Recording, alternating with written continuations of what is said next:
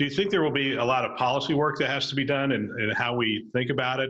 And so what I hear you saying also is that hands-free communication will probably become the norm. There's no reason for it not to become the norm throughout the entire health system. Right. Yes. And I do believe that things are moving that way. There's a time and a place where you have access to your hands, where you have access to a smartphone.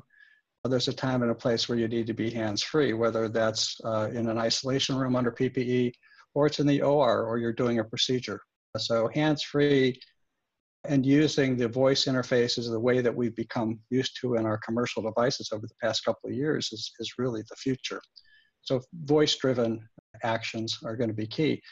As far as policies and procedures, it's an interesting question because as smartphones have come into use in the hospitals, there are now more and more ways to reach people, whether it's by text, voice, SMS, video, etc. Each of these modes of communication brings with it advantages and disadvantages. So for example, if I'm trying to communicate with you and it's a large volume of very highly contextual information, it's probably best that we have that discussion like we're doing today, some kind of synchronous communication. If it's a small, short message that's not very intricate, perhaps a text message is appropriate. Some of these message modalities are more interruptive than others. So it's actually made the communication environment more complicated, not simpler. In the old days, I either walked up to you or I called you. So you do need policies today. You need policies that guide what are the appropriate uses of certain technologies and inappropriate. I'll also give you one other important example.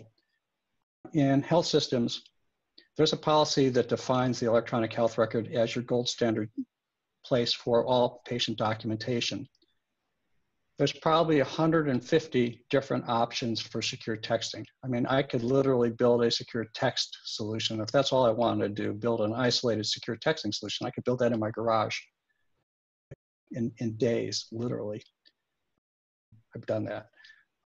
So you need to have a top-down solution that says, look, for our enterprise communication and collaboration, here is the system that we will all be on. Because if you have your doctors on one system, your nurses on another, administration on another, respiratory care on another, they're not truly communicating and they can't collaborate.